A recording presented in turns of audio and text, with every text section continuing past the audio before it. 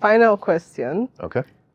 Make a random prediction about your industry. In 10 years, we'll design offices the way Spotify curates playlists. Okay. Hello and welcome to another episode of Industry by Mustard Insight, where we explore some of the industries powering Africa's development. Today we are going to be touching on a very beautiful but functional industry, which is the commercial architecture and workspace design industry. And with me is Michael Awonowo, who is the founder of Micdee. Really excited to have you here today. Thank you for having me, Loretta. It's a pleasure being here. Awesome. So, as a foundation to our conversation, could you shed some light on what Micdee does specifically? Okay. Micdee is a commercial design and build company, really.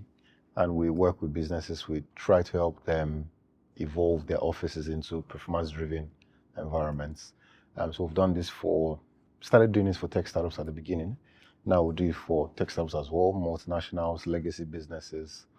And really, it's in a bid to improve their productivity, to improve their culture, but then also to improve brand awareness for the staff, for the visitors, for the investors, for their clients, and the likes. Awesome. We typically start our show with some data points. An interesting one was that office occupancy levels increased from around 60% in 2022 to 75% in 2024. Now, considering the COVID pandemic, I expected that it would be the other way around and we'll see that we don't actually need to go to the offices anymore. So, why do you think this is so and how does this impact the organization? Yeah. So I think what people failed, and I think maybe one thing that the force of COVID gave us was the fact that we could work without collaboration. I think humans are very social. I don't like using the word animals, but humans are very social animals. And the fact that we can see each other, be in each other's presence is a big factor. And then you just notice by the time you work, when you work remotely, a lot of people claim that their productivity levels are the highest. It might be at the onset, but at some point it starts to dwindle. And that's where the collaboration helps help yourselves. Iron sharpeneth iron. Yeah. So that's why, and businesses have also now started to realize that it's really affecting their productivity levels, their efficiency levels. And so now people are making those tough decisions to return people back to the office or introduce a hybrid system where you can work some days in the office, some days out of the office. I think that's where the world is evolving to. Awesome. Yeah. So let's take it back a little bit. What's your story? Why did you start Micdee in the first place? So there are many layers to it. I didn't start Micdee to do what we do today. Okay. I was a very good employee, a 9-to-5 employee. I was very excellent at my work. And then somewhere along the line, there's something for professionals, people that work in professional services. You realize you get jobs beyond your 9-to-5. We call them personal projects. So every architect typically gets stuff like that. My background is architecture.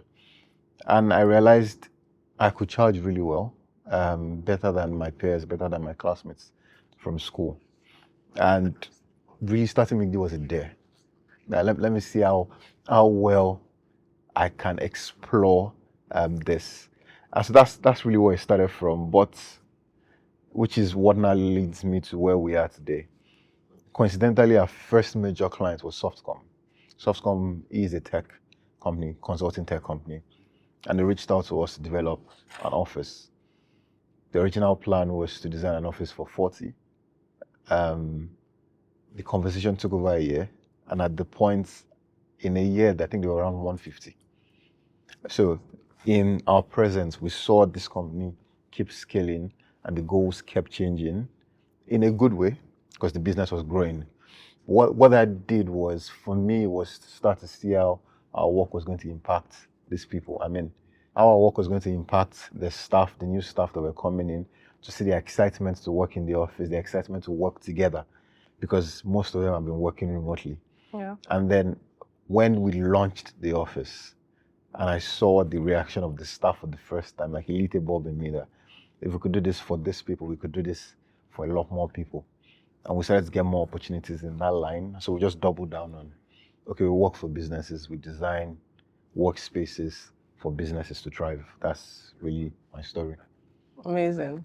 So you already spoke about collaboration. Yeah. But what would you say are some of the economic and social factors that are driving this demand for workspaces today?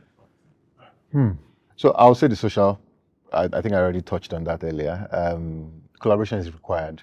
We can't work in isolation for too long.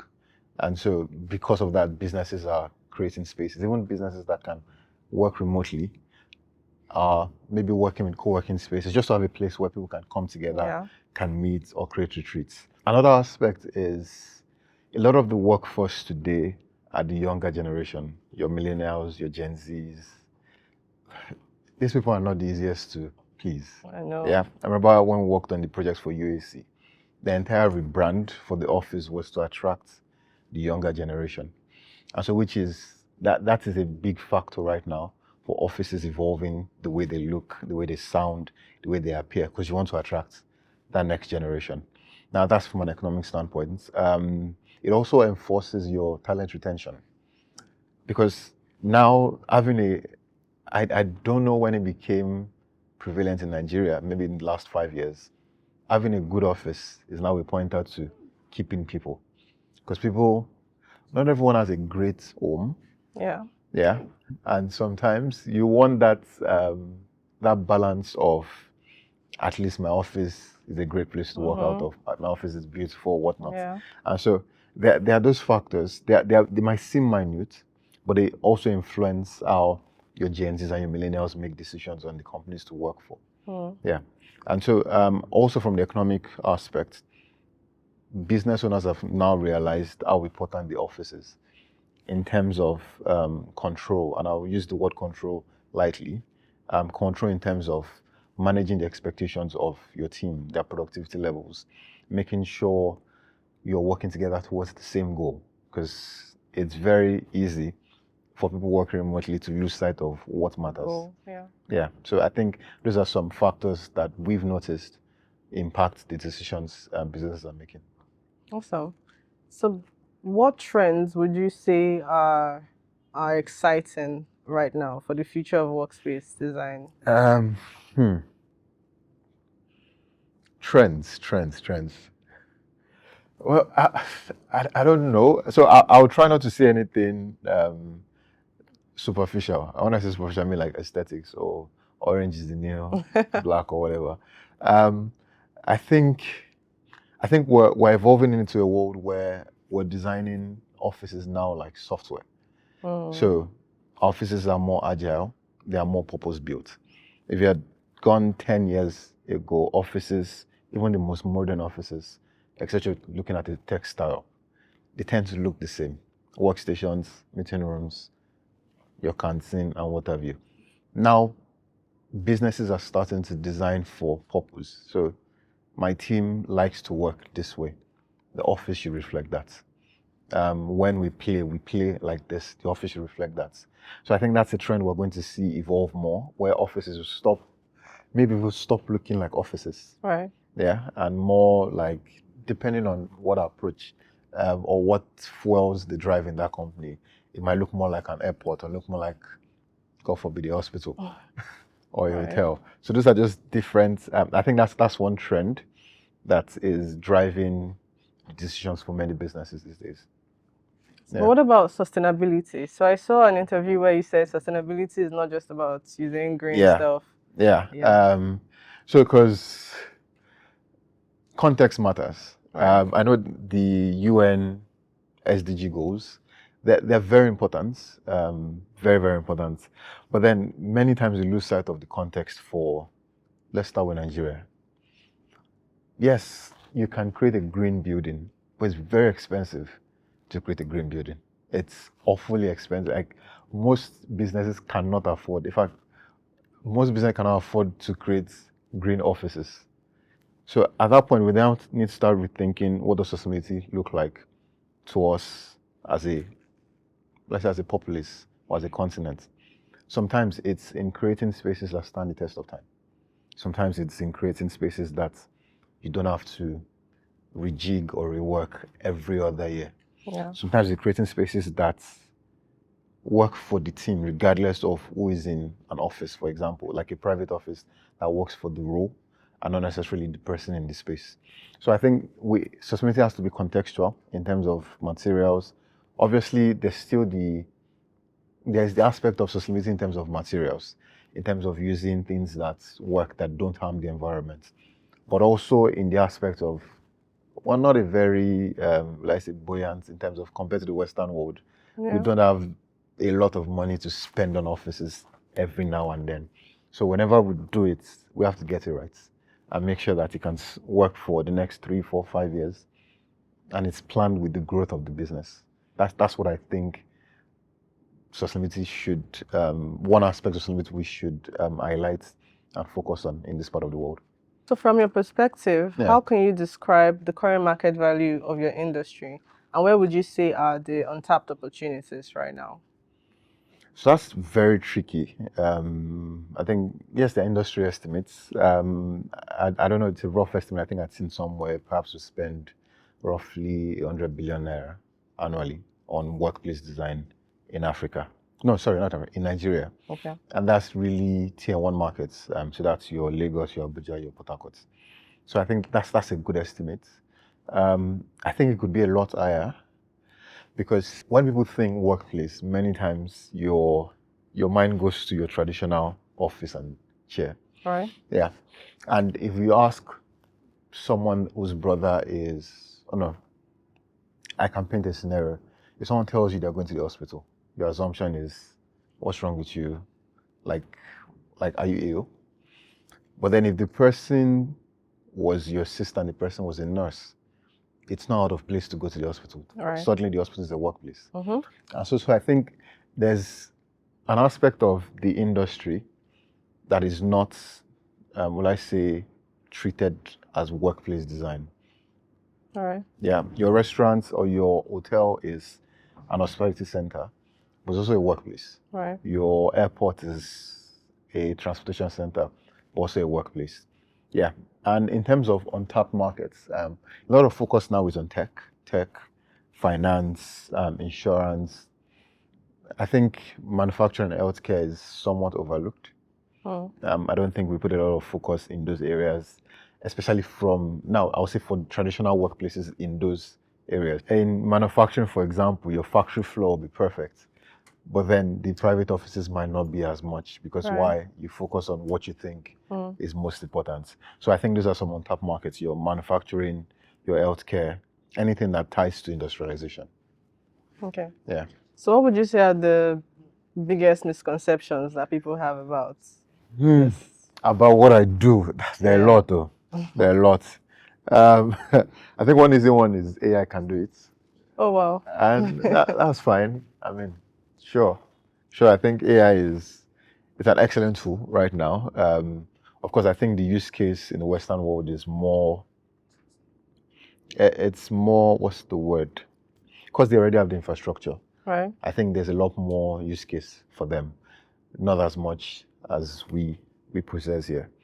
And I think it's good for conceptualization. Yeah. So imagining, I think that's where it's useful for us right now.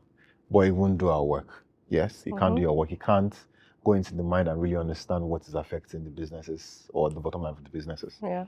I think another misconception is just furniture and paint.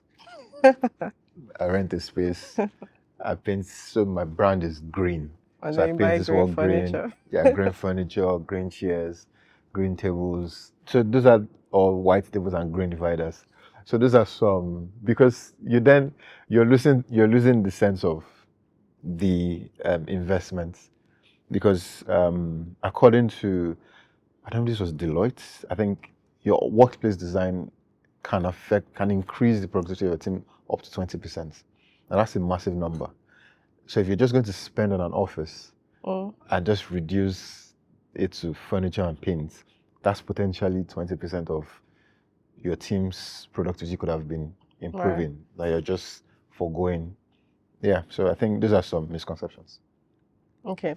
Now, what would you say, particularly in Africa, that Yeah. we can learn from the Western guys in terms of creating future-ready workspaces? So I touched on it earlier. It's designing agile spaces that are contextual to the work we do. I think that's because if you then so we're working with so in Micdee right now working with some multinationals that have offices all over the world. And for them it's very important that the offices are designed for the people that use them. So you might see a general outlook that it looks similar. So this office, this Diageo office looks like another Diageo office, but it looks like it's there. Like if you check out the Diageo, one of the offices in Korea, no offense, it looks like an office out of K-drama. You get like it's very contextual. Like if you bring the office to Nigeria, it will look very much out of place.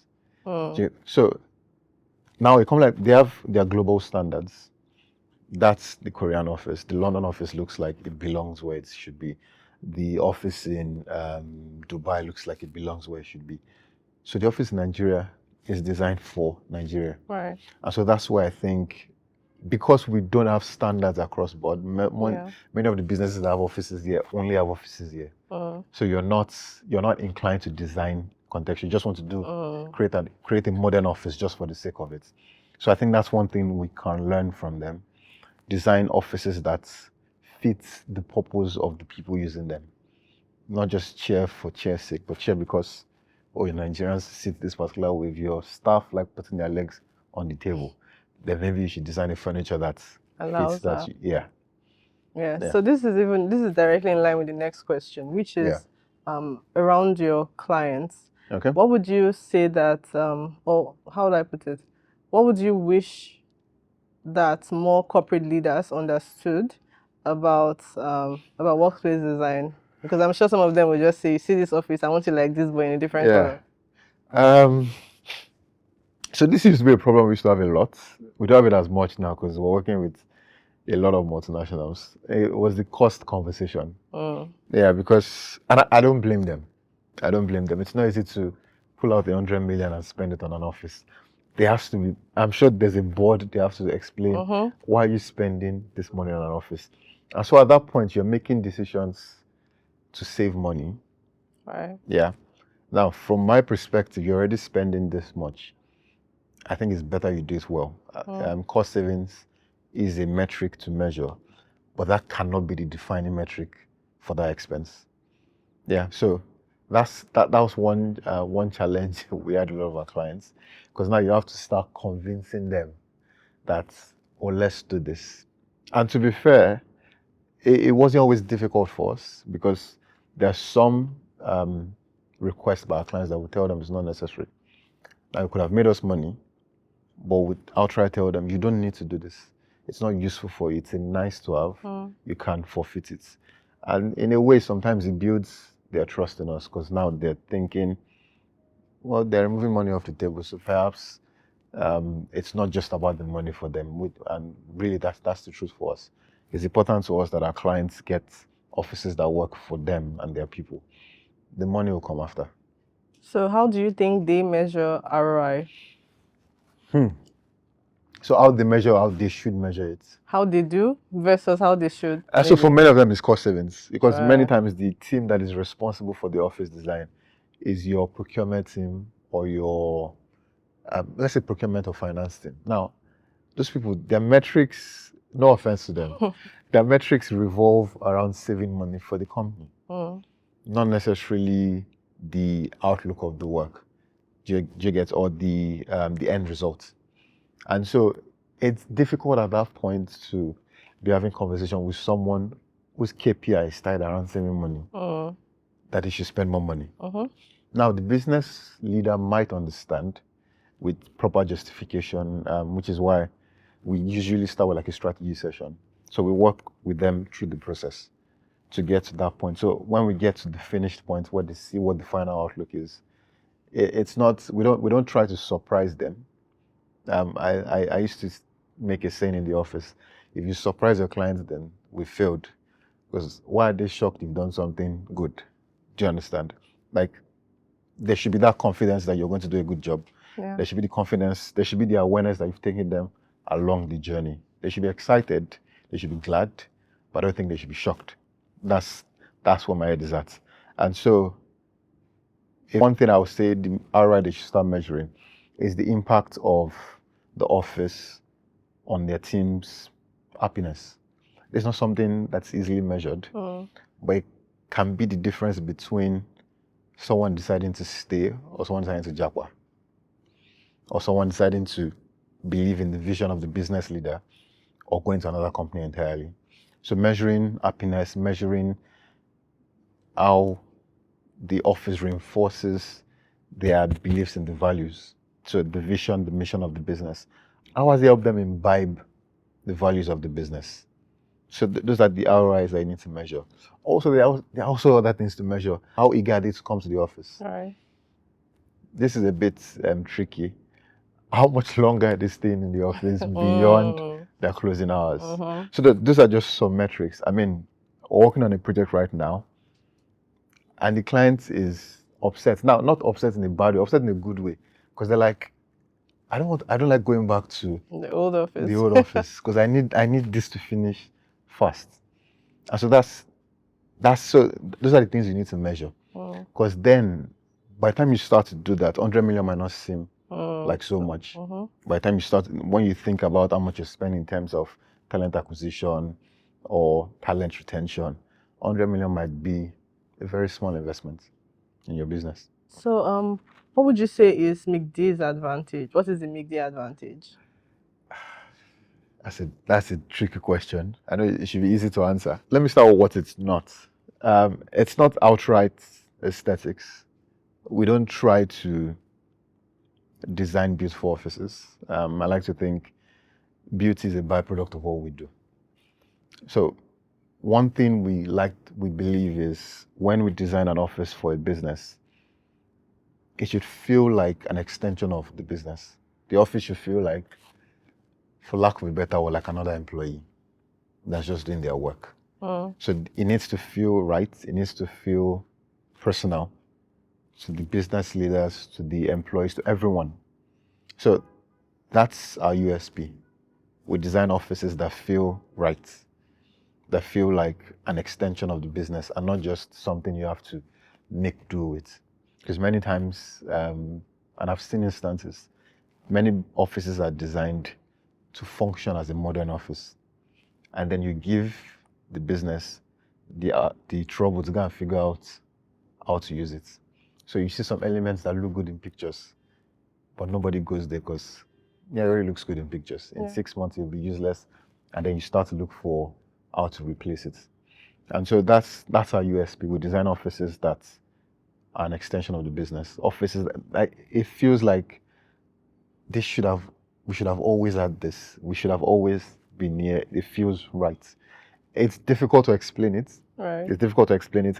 There's a defined process now. We get it from our strategy conversations with the clients, to understanding how they work, to at the point we try to become employees, almost from a mindset perspective. Yeah.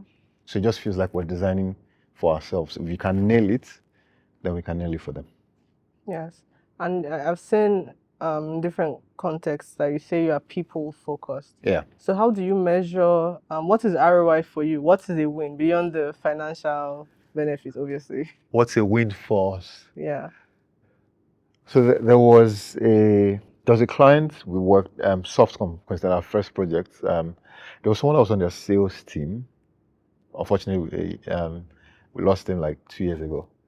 On their sales team, he made a statement to me once. He said, "Michael, when I bring a client to the office does half of the work." And that was the early days for us, but it reinforced in me the notion that what we're doing was very important. Like, it wasn't just a beautiful space for people to walk out of. Let me paint a scenario. We all have maybe people in our circles. Let me use an example, maybe like a group of friends. And then one of them, maybe boy and a girl, they start to date. And it just feels like it should have happened a long time ago. Like, it just feels right. They just feel perfect for each other. I'm struggling to explain the emotion, but that's the emotion we want.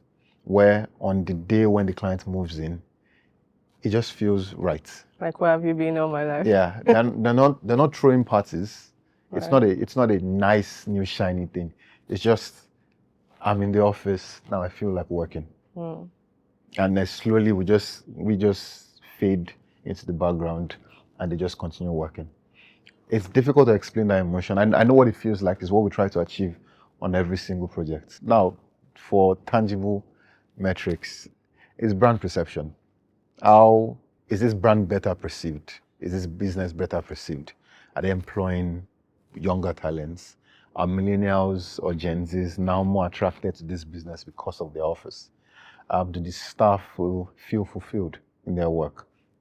What's their retention rate? Okay, so those are the metrics you can measure based on the success of the work for the business. Or how, and this one is tricky, when they come back to us, is it to change the office or is it a growth conversation?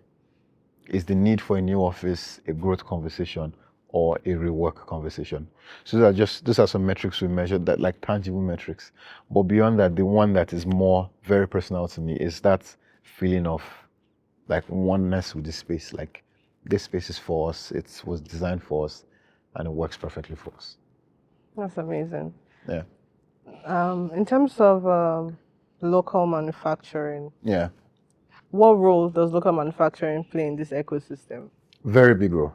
I mean, very big role. Nigeria is dominated by SMEs, I think up to 90 something percent. So not everyone has the luxury to go for imported materials. To be fair, a lot of the clients we work with, because of the standards we have to achieve, we're having to import a lot more than we used to. But local manufacturing is still very important, because in the end, even when you import, it's still set up and installed by the people here. Yeah. But then there's been and perhaps it's just from my perspective, but I think I do have like a broad perspective. Expertise and our expertise workmanship has somewhat dwindled over the years. Yeah. There's some, let's say, some vendors we used to work with 3 years ago that we can't work with today. And the question might be, perhaps our standards have increased, but I think it's more so that their quality has reduced. And some of them have mentioned it's the quality of materials coming in. There's a lot more substandard, even though it's at the same price as what they were getting in the past. But we've seen less and less quality of work. So in terms of your joinery, your manufacturing, it's not as great as it used to be. I know people like to say the great old days when those things were beautiful and woodwork was amazing. I'm not saying we've gone far away from there, but I do think there's a bit less. There's less emphasis on quality, and more emphasis on just churning affordable items out. Yeah, so I think that's from a manufacturing perspective. That's my perspective on it. So to round off our Yeah. conversation, we've had a very exciting conversation so far. Thanks, same. Yeah.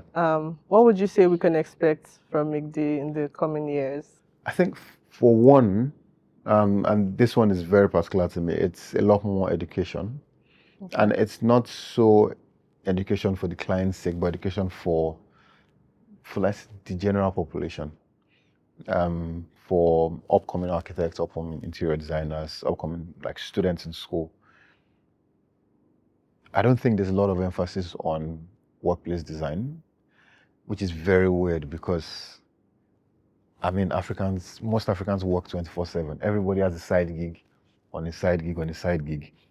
And so if you're thinking about work every working hour, to me it makes no sense that what you work out of does not make your work more efficient.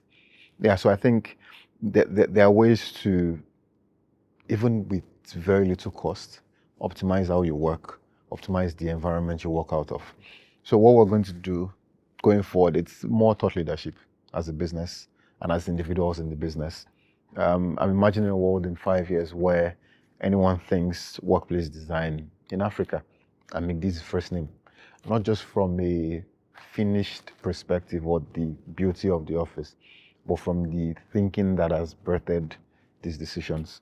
So we'll be doing, and this is aside from like the work itself. I just want to start from the education aspect. From the work itself, I see us being now industry leaders. I think we've grown really fast in the last 3 years in the caliber of clients we've worked with. When I run through the list of clientele we're working with right now, it's crazy. It's crazy. I mean, the next 6 months, it'll be clear to everyone else. But it's crazy. The team is excited about the work we're doing. And I know this is just the beginning. So what's next? Emphasis on teaching, emphasis on training the populace to think better. I mean, if we're always going to work, if we're going to keep working very hard, at the very least is you do it from a productive space and a beautiful space. I would say another thing is, well, regional expansion is something that we're having those conversations already, expanding beyond the shores of Nigeria to select countries in Africa and in the Western world as well. And we might also explore some avenues in manufacturing. Might being the keyword. Yeah, I might explore things like that because in the end, someone has to solve the problem. If there's a lack of, let's say, I mean, there are quality products, but if you don't have enough to support or cater to the demand, people need to start answering those questions and providing those solutions. So I believe that's something we're going to explore very soon. All right. Yeah. Final question. Okay. Make a random prediction about your industry. In 10 years, we'll design offices the way Spotify curates playlists. Okay. Moods, tastes, personalities in 10 years. I mean, we already do that, but I think you become more prevalent. Like the way you curate a playlist for this, a playlist for that. I think we'll see a world where that becomes normal. Amazing. All right. Yeah. Thank you so much for your time today. We've had Thank a you for very having me. insightful conversation. Yeah. I'm looking forward to seeing more of what Micdee has to offer. Thank you. Africa. Thank you very much, Loretta. Yeah. Thank you for joining us on today's episode of Industry by Mustard Insight. If you enjoyed today's episode, please remember to like, subscribe, and share. Until the next time, goodbye.